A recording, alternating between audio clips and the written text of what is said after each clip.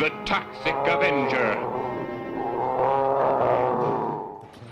Aside from the fact that you guys probably won't like the way that my introductions go in my videos, please bear with me. Pay no attention to the way I start my videos and just bear with me on this one. Yes, what you saw in the thumbnail is exactly what I'm going to talk about. Yes, it is about Grand Theft Auto 6. And before I start with my topic, please make sure to leave a like, subscribe, and let me know what you think in the comments down below. So, Grand Theft Auto 6, it's been a topic that's been in everybody's mouths since it was announced. And it wasn't just the announcement of Grand Theft Auto 6 that became a topic, but the amount that they want to charge for the game. $100. $100 for Grand Theft Auto 6. And we're just talking standard edition here because I haven't heard anything about it being on a deluxe list or a collector's or a pre-order or anything else. No, they've basically just told us that the game itself, by itself, the standard edition, no extras or anything, is going to be $100, guys. This is going to become the new norm. If the game actually succeeds in selling for that much, this is going to be the new norm in gaming sales. $100 per unit. Are you kidding me? And truth of the fact is I'm not a fan of Grand Theft Auto. I mean, I think people that play that game are a bunch of degenerate loser criminals in the making. I mean, that's my biased opinion of Grand Theft Auto. I've never liked the damn game because I don't like games that promote and reward for committing crimes. But, that's my biased opinion on that one. But aside from that, here's the thing. I wouldn't pay that much for any other kind of game. I really wouldn't. I wouldn't pay that for another Arkham game. I wouldn't pay that for Space Marine 3 in the future. I wouldn't pay that for any title. Why? Because it's not right. It's not right. How many games have we seen lately in the past, I don't know, since 2017 or more than that, where the games come out glitchy and buggy and defective? Best example is Cyberpunk 2077. I don't know if you guys remember when that game was sold out to us, how CD Projekt Red made it look all like super photorealistic and the environments were practically like alive and the NPCs would be walking around and they'd have conversations, they would react to your presence or whatever it is you did around them. And when the game was released day one, what happened? Do you guys remember? Because I do. I remember what happened. The game was fucking ugly as hell. And it was glitchy and buggy and everybody talked about it. Everybody talked about it. Everybody called CD Projekt Red out for the bullshit that they released. But what did CD Projekt Red do? They made up for it. Sure, it took them like, almost a year and a half for them to make up for the bullshit that they created, that they were almost getting sued. I think they were almost getting sued, or they did get sued. But the thing about it is that you paid your $70 for that game, and next thing you know, it came out all broken. It came out all broken and defective. What makes you think that any other game from here on out at $100 isn't going to be the same? You're practically paying these people to be incompetent and not held accountable. That the excuse from a lot of simps as well as the industry itself is that games are becoming more expensive to make. Bullshit. I call bullshit on that. What part's getting more expensive? The lack of testing? The uncompromise of game developers when it comes to the content they create and how long it takes for them to create it and how long it takes for them to test it and how long it takes for them to make up for it as soon as the game comes out and it's all buggy and glitchy and stupid as immediate patches for it or hot fixes. I mean, what part is becoming expensive? Game testers? I'm pretty sure there's not even any such thing as game testers anymore. With the games coming out the way that they do, how is that part the expensive part? That's the thing that I don't have anybody explaining to me. What part of gaming or making games or game making is becoming expensive? Photorealism? Photorealism. Really?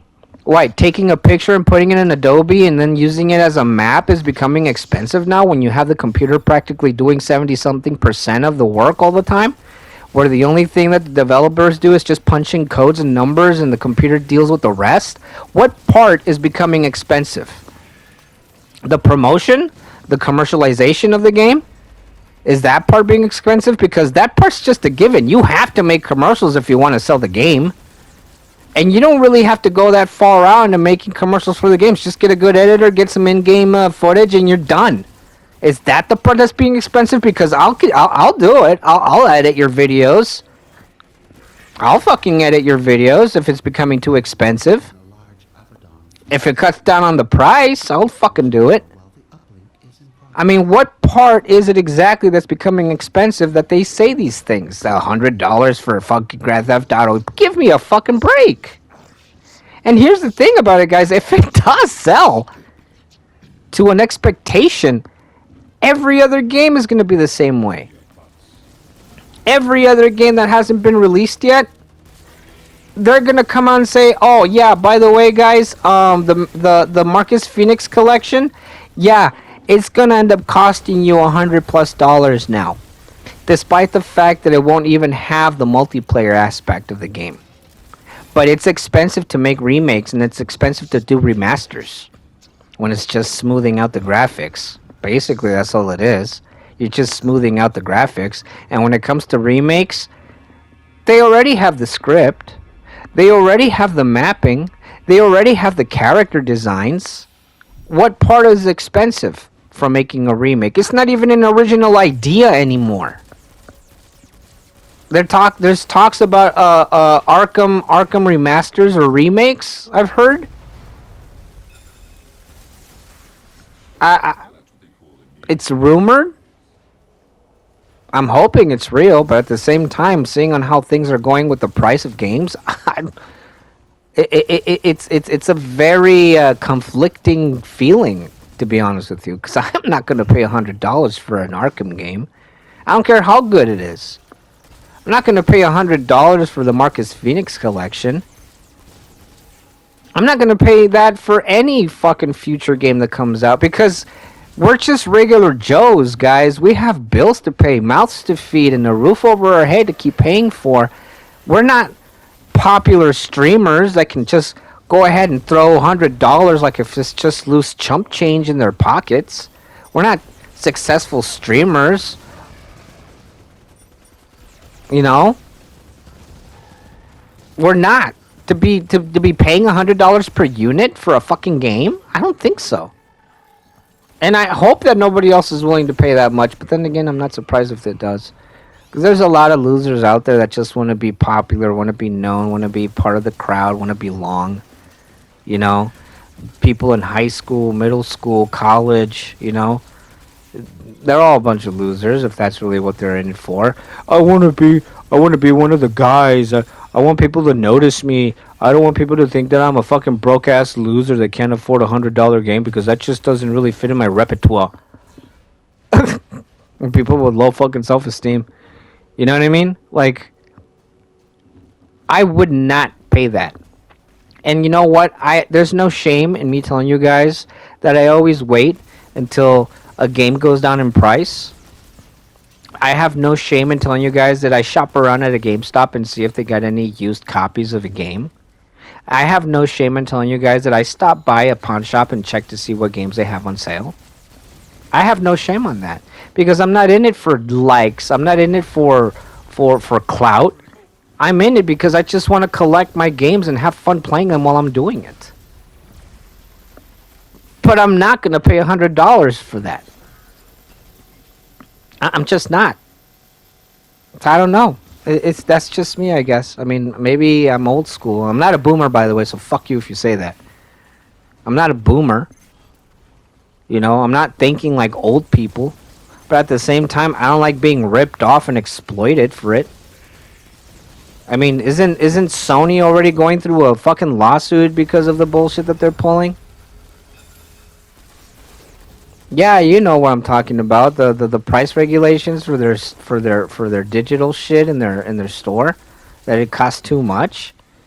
There's people complaining about it, guys. If a whole nation is suing one company, that's gotta say something. That's gotta say something.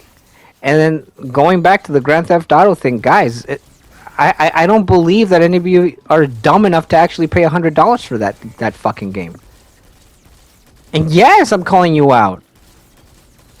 You're dumb enough to pay $100 for a fucking game that's not even a deluxe edition or a pre-order that doesn't give you the extras that is worth paying $100 for, even though sometimes I still believe that it's crap because sometimes that extra content is actually already in the game, but they just decided to, break it into little pieces and sell it. I don't know. That's my opinion, guys. That's my humble opinion about the whole thing. And like I said, I gave you my biased opinion on Grand Theft Auto, but at the same time, I also gave you my unbiased opinion on me not wanting to pay that even for types of games that I am into, because I'm not. I'm not. I'm just not going to. So let me know what you think down in the comments below. And until then, guys, let's cross our fingers and hope that they really don't sell the game for $100. Because, like I said, I don't care for Grand Theft Auto, but I don't want to see people buying it for $100 because that's just gonna affect all of us on the long run for a lot of different titles.